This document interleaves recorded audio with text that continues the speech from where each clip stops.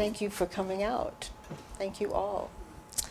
So I want to ask you a question to start. As you know, the title of my talk tonight is Turning Drama into Dharma. Do you know what that means?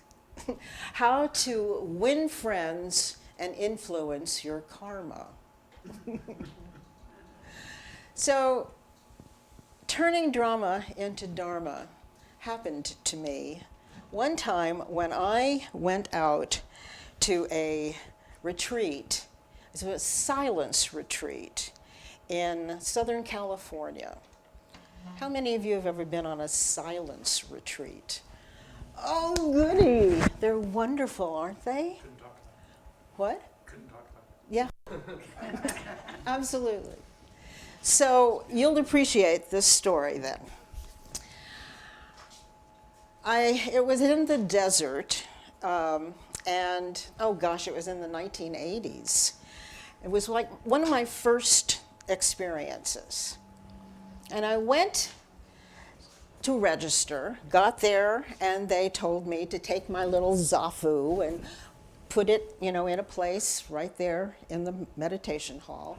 So I chose 3 rows up on the aisle so I could see the teacher and, hear the talk really well. And I put my zafu down, and they said that that would be my spot for the duration of the entire retreat. Great.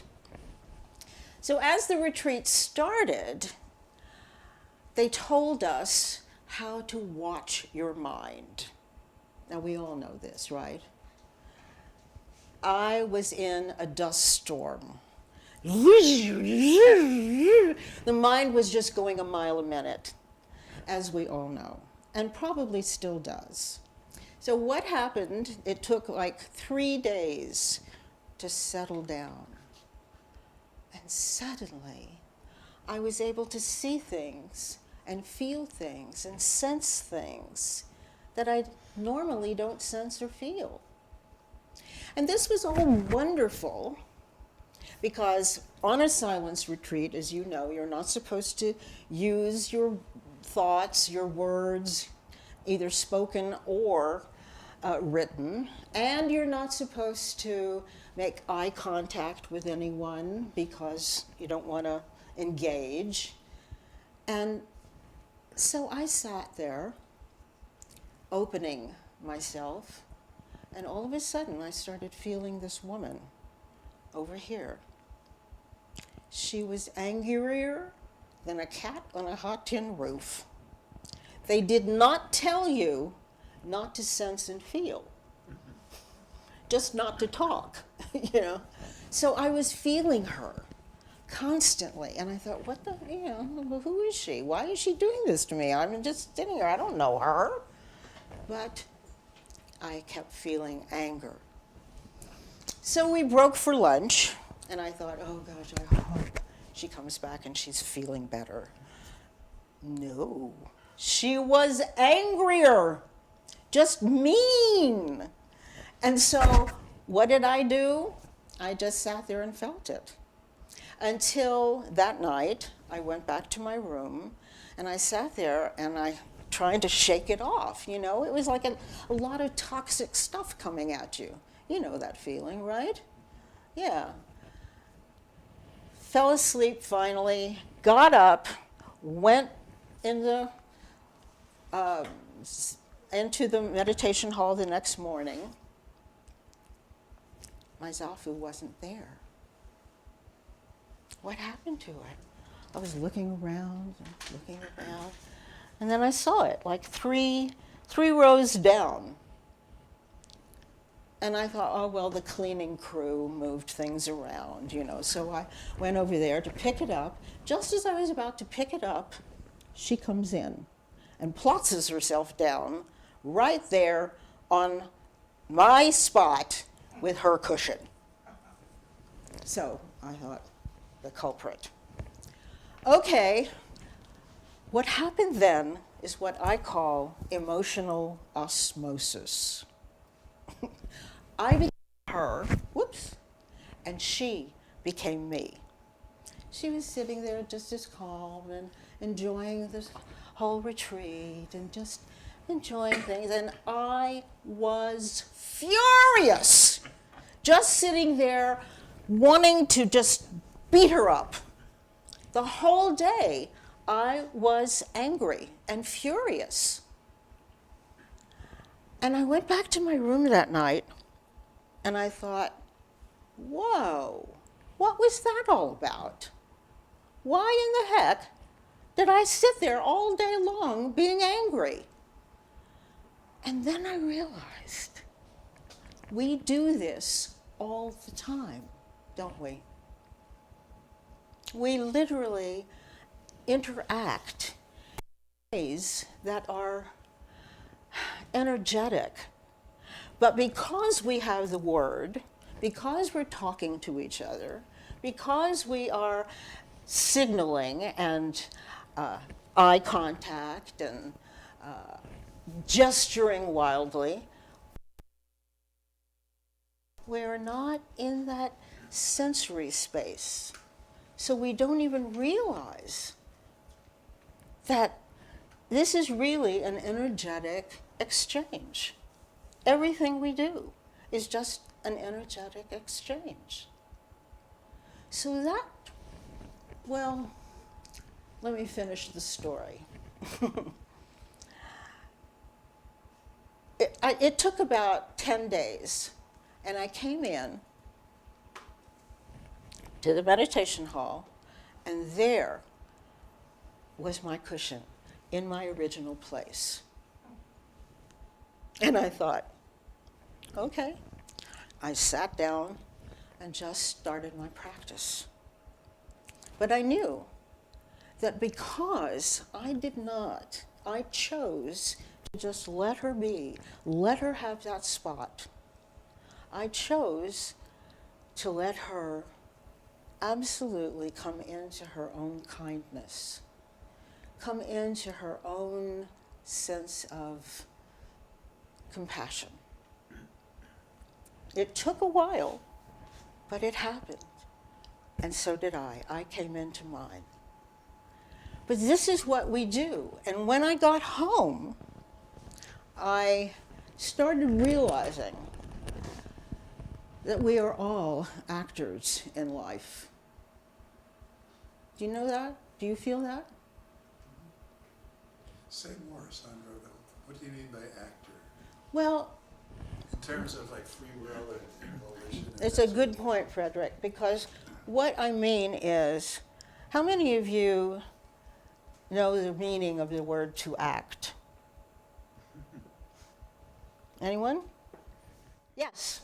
Well, to act is to, fulfill a role or, a character or a dialogue or a plot. You're following some kind of plot or something that is not you and not, Yeah. Well, just if you look the word up in the dictionary, which I think you partially did, if you look the word up, it means to do. And we're all doers, right? So, and from that point of view, we are all actors in daily life. And we're all we're all acting. So, what is follow the little word? Act is to follow a script. Is that? No. Whether it could even be an internal script. Well, here's the thing. Every single one of us thinks of acting in a professional sense. But you and I right now, we're interacting, right? Yeah. And so when you are talking to me, you alone are acting toward me. We are all acting, Now I understand what you mean. Okay.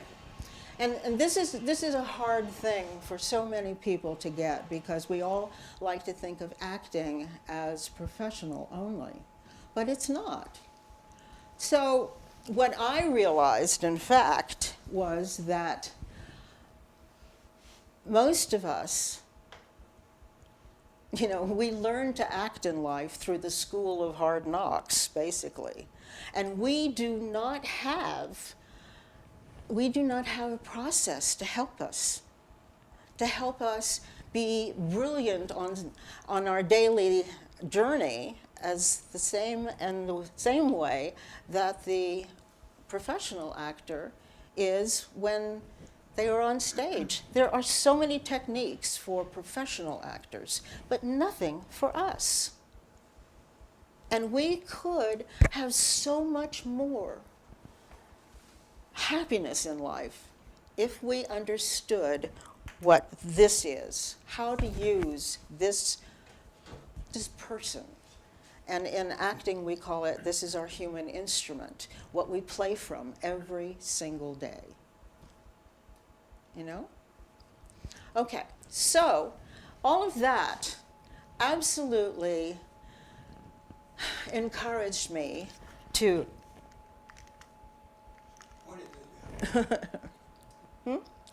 yeah, to start life performance practices. Now, one of the first things that came to me was, again, how we have so many different ways of communicating. I mean, that retreat taught me how we are communicating constantly on a sensory level, but we don't even know it. We don't even acknowledge it. So what I did was I started to work with the 5 performance styles that we all have within us. It's all in our being, our person, but each of us excels in 1 or 2, maybe 3 of these parts of ourselves. So this, we have the mental performance style. And this is the power of our intellect. And our talent is thought. We are the thinkers of the world. We are the teachers. We are the scholars. We are the scientists. Any job that you have, that you are working with your mind, this is the mental performance style. Now, you know people who are just all head, right? Do you know what I'm talking about? You know, it's like they don't even know they have a body. Yeah. So the next one is our physical performance style. And this is the power of the body. And our talent is action. We take action. We get the job done. We are the hard workers of these parts of ourselves. We are the athletes, the dancers, the health buffs. We love anything that has to do with the body. And then we have the dynamic performance. This is the power of charisma. And our is our voice. We can literally magnetize people with our voice. You know, like a Hitler would magnetize people. Like the Dalai Lama magnetizes people. It depends on which side of the fence you're on. So we are the leaders. We are the speakers. We are the ones who are entrepreneurs. We're the ones who have the power positions. Any power position is the dynamic performance style. And then there's the emotional performance style. We have the power of feeling. Our talent is self-expression. We are the homemakers. We are the artists. We are the cooks, you know, the chefs. We are the communicators. We love to love. We will just magnetize you through our love. And then there is the spiritual performance style. And ours is the power of intuition. And we have sense ability. we can walk into a room and sense, oh, this is not a place I want to be, I'll walk out. Or we can say, you're someone I want to know. Because we just have that sense ability. We are the philanthropists. And you can be a philanthropist without giving money. You can be someone who wants to give, just give out. And we are the futurists, those that love to do science fiction. and we love to be in positions where maybe like you want to be an astronaut, or you want to be someone who is in the space industry. Hi, come on in. So these are the 5 performance styles, again, that we all have within us, but to different degrees. This is something really different. It is a different way of looking at yourself through the art of acting. How we act in daily life, and how the way we act affects our health, our relationships, our creativity, and our productivity. So being able to understand these 5 performance styles is really very, very important. Now, just going back, we have the mental, the physical,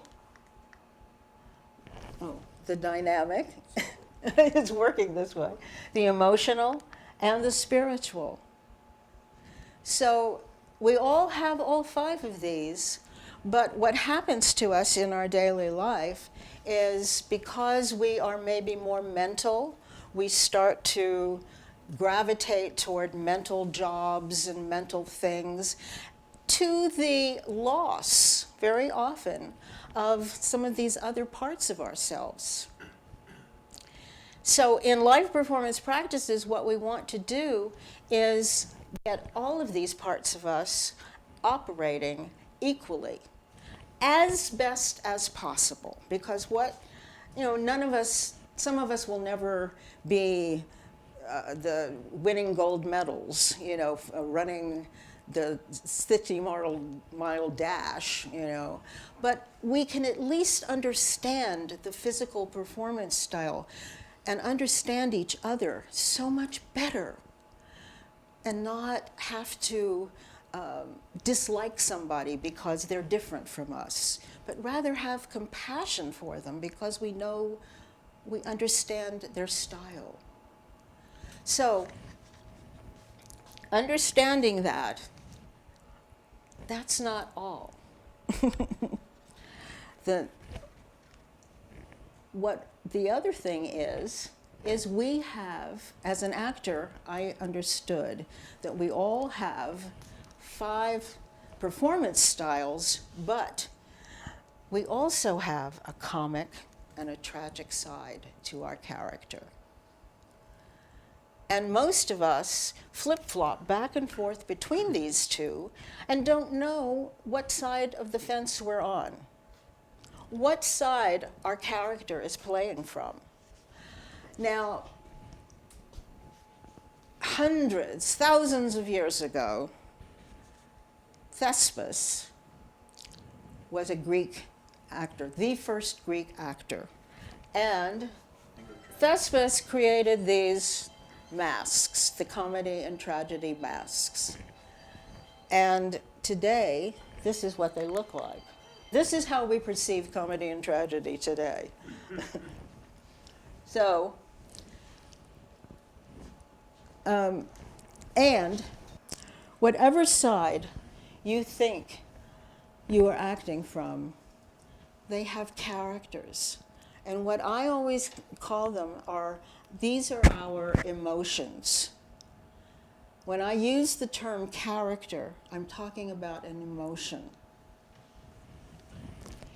And if you feel angry, you act angry, and you're perceived by others as an angry character, right? And you feel these things yourself. So what's really useful is understanding the comic and tragic sides of each of these performance styles.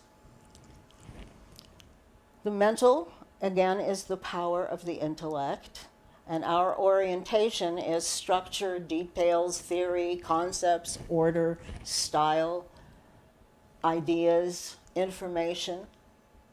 And our creative blocks, which come from our tragic side, is resentment. We get really resentful. And judgmental. And we can be very argumentative. And oh my goodness, do we love to worry. It's all up here in our head. And anger. If you don't like what I'm saying, we get angry. And arrogant. Just really arrogant. So the creative skills, I don't know why that says object. It's logic. Oh, good. Huh. And focus. We're very good at focus and concentration. And we are articulate. We can really articulate exactly what we want to say and what we want to think. And we're thoughtful. So thoughtful. And we are great mentors. And we're good with analysis, and we're good with insight. Mental is the blue color, and physical is a green color. So physical is the power of the body. And our orientation is action. We're high function. And we're very competitive. And we're into health, vigor, and practical. We're always very practical. And we are very organizational. We know how to take this chair and put it like what you did. You organized all of this. That's a physical performance style.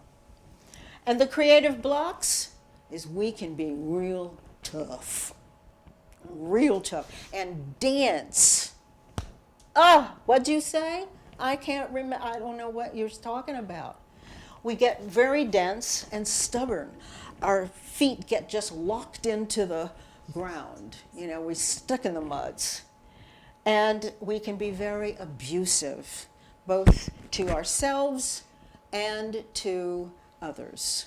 And that's physical abuse. And we're very aggressive because we're competitive. And boy, can we get jealous. If I take something that belongs to you, or you think it belongs to you, you get so mean and jealous. And anxious. Anxiousness is like something in the body. We get fidgety, anxious. Worry is of the brain, of the mind. So the creative skills is, discipline. Physical performance styles are so disciplined, and they're very reliable and ever so loyal. And as abusive as they can be on the tragic side is as much a healer as you can be on the comic side. It's one of your great creative skills of the physical. And then there's bravery. And you'll run into that burning house to rescue the cat. And protective, assertive. And as I said, a rescuer. Hi. So, wait, that's not the right one. Point it back this way. There. So the dynamic, the orientation of success, power, influence, passion, magnetism, grandeur, and adventure. And our creative blocks is greed, narcissism. We can be very unscrupulous, possessive, domineering, And we can be very much a bully. We will intimidate people. And our creative skills is that we are generous, empowering to others, because we feel empowered already, so we don't necessarily need to try to get empowered from you. I can give you. I can be wonderfully empowering to you. So, excuse me, another question, I'm trying to get a context for all this. So these various attributes like domineering or bully or respectful, they just arise in the moment, or that we consciously choose those, or Some of them, we orient that before we have an encounter? well, some of them are dependent on the situation. If something arises that makes you feel very possessive, then you will get possessive. But some of these are very much what I call character sclerosis, hardening of character. And these are things that we have hardened in ourselves, and this is the way we are. And people will identify you by these characteristics. So, that answer your question? Yeah. Okay. So, the emotional is the power of feeling. And our orientation is communication, affection, oh, we love to love. And we are entertainers. We are good with relationship, family, and again, loving. Now, our creative blocks is we can be very insecure. Does she like me? Did I do good? Am I as good as I want to be? You know, we get very insecure and needy, you know, grasping at people for approval. And we can be very self-indulgent over drink, over eat, over sex, over work, you know. We just have to do things to satisfy self because we're so unhappy. So, and we can be very talkative. Yeah, you know, just constantly going until somebody says, oh God, I gotta get out of here, you know. And then we are reactive. And we are reactive because, oh my goodness, did you, I can't believe that happened to her. Oh, how awful. You know, we get very dramatic, overly dramatic. And because we are so easily hurt, we're very sensitive to our own hurt, our own insecurity. And so, the creative skills is that we can be very self-expressive. We are artistic. Now, there's a difference between the term artistic and creative. Does anybody here know what that is? You know? Okay. The artist expresses beauty. The artist, if you look the word art up in the dictionary, I'm a big one on dictionary, it means the expression of something beautiful. Whereas creative is to originate something new, something different. So the emotional can be very artistic because we love beauty. And we can be creative as well. But every single one of these is creative in its own way. So we are also quite empathetic. We're very social. We're supportive. We have a lot of warmth. And we love intimacy. Come closer. Come much closer. I want to be with you. So then we have the spiritual. And our orientation is space, sensibility, and symbology, dreams, visions, futurists. We are futurists, and we love freedom. And our creative blocks are that we are just apathetic, and we dawdle, you know, we just kind of, we have no sense of time. We're just dawdling in space, you know? And we get spacey and dispirited. And don't ever try to pressure me. If you pressure me, I'm spirit. I will fly away. I'll just get, goodbye. I'm done. And fear. Fear is probably the biggest creative block of the spiritual performance style. Now, when I say spiritual, I'm not referring to religion or, sitting and meditating. Not that. I'm talking about our spirit, how we relate to the world. So when we are oriented towards space, and if we don't understand how to use space, then what happens is we go into fear. Because space is our orientation, but we don't know how to use it. So we get very scared and disconnected. And our creative skills is that we do have a lot of compassion. We are very perceptive. We are open. We are altruistic, very discerning, because we have this sense ability.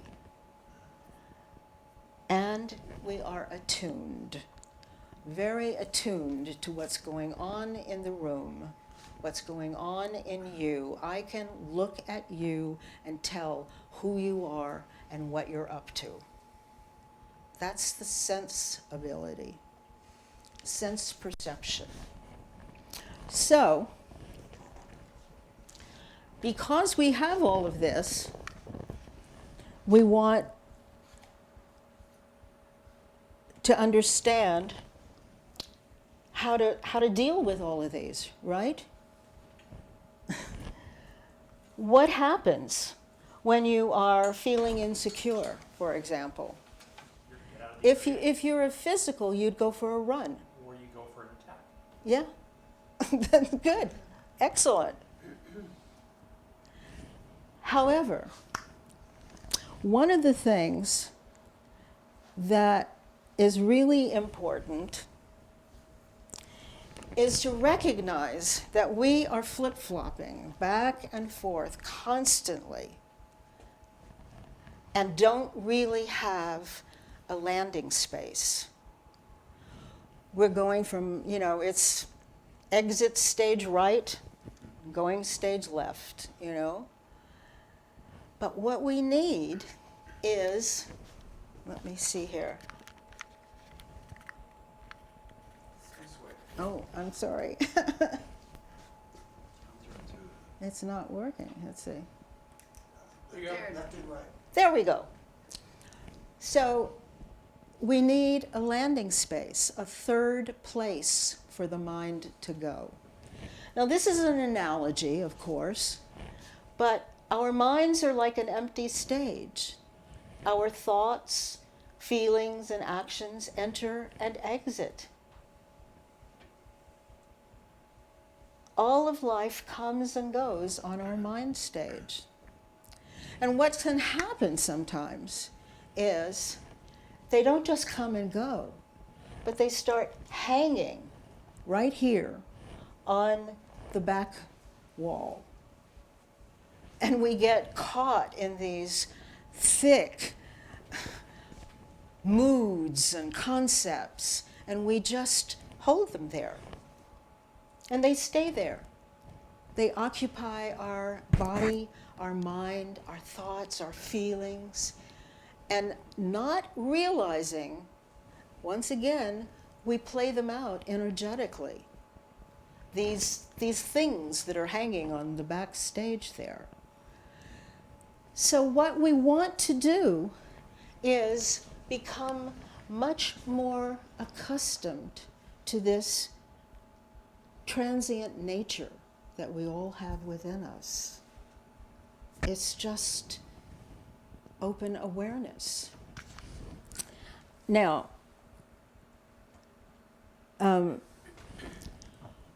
what most of us don't really relate to is this spaciousness of life and this spaciousness of mind. And so, to become more and more aware, yes? Can you give us an example of what would be hanging back I'm sorry. Can you give us an example of what would be hanging back there? Oh, okay. Very good.